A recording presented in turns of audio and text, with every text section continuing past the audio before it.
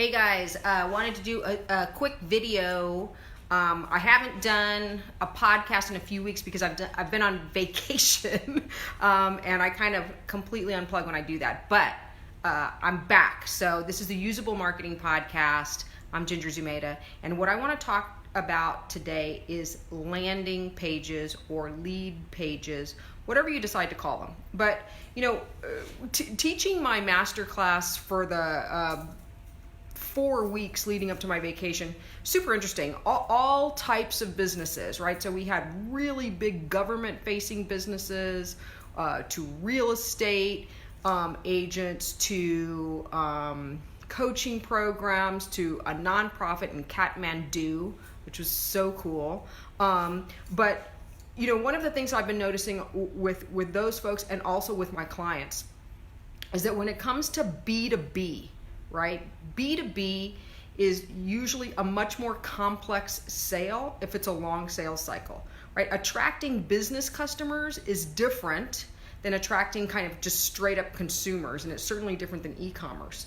And so a lot of times what I find, this isn't in all cases, but a lot of kind of businesses that sell to businesses have a traditional website, they've got their value proposition, they've got all of their different services on there.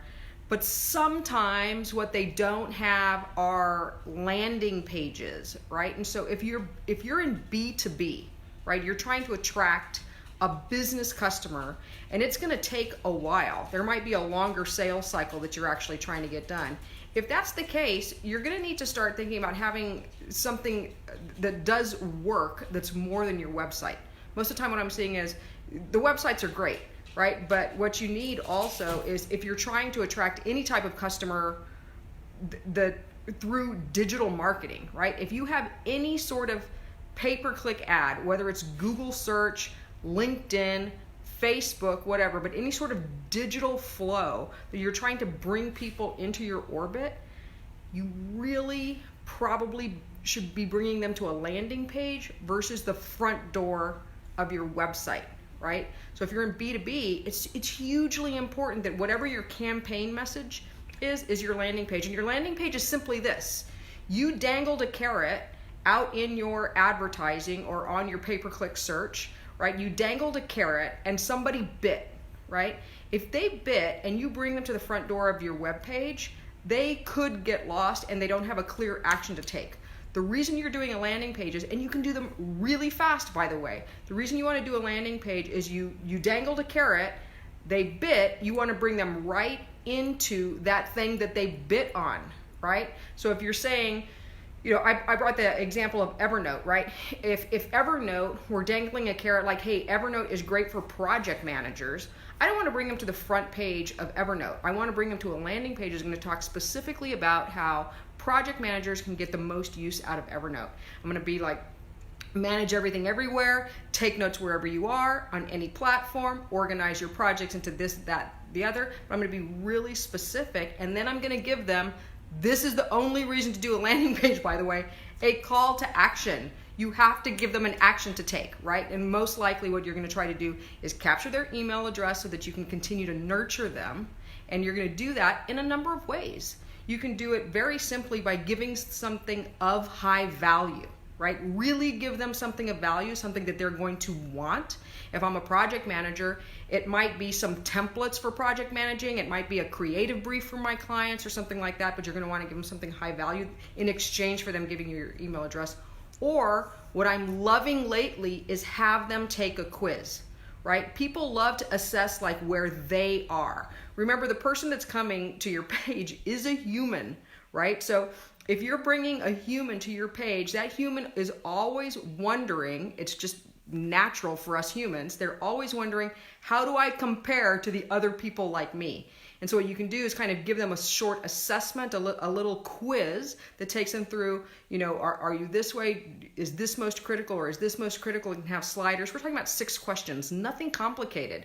They're probably the questions that you ask when a referral comes in, right? What about this? What about that? What is this important to you? Whatever it is. Not open-ended questions, things that people can multiple choice or slide.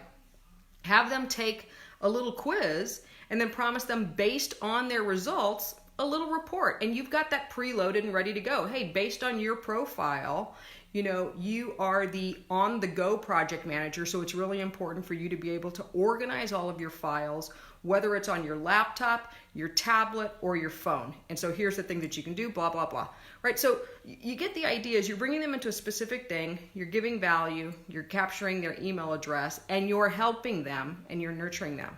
Right? So again, the reason I'm talking specifically to folks in B2B is because most B2B folks rely on referrals to keep their business going, and referrals are not always predictable unless you have a referral engine going. If you've got a referral engine going and you've got predictable referrals coming in all the time, you know exactly how you're going to get your referrals, you've actually set up systems to get referrals, great.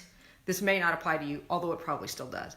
But if you don't, you're probably going to need to be able to more predictably line up leads and nurture those folks yourself. So that's it. I just wanted to talk quickly because I've been having I've got 3 different clients right now, all of which are kind of like struggling, and we're working with them on their landing pages because they have been relying on referrals, and now what they need to do is systematically be nurturing new prospects through their pipeline so that they can have more predictable sales. So if you're B2B, and all you have is, and you're only deploying your website, and you're driving people to the front door, which I mean like the front page of your website, the home page, I'm going to ask you to consider building a landing page. Here's the other thing about landing pages. Dead simple. Do not try to recreate your website at all, right? Like a very simple landing page that you could get out the door literally in a day or two is big headline that talks about the big pain, the benefit that you supply to that pain so that people know, hey, you're talking to me. Couple of benefit statements, an offer of high value, right?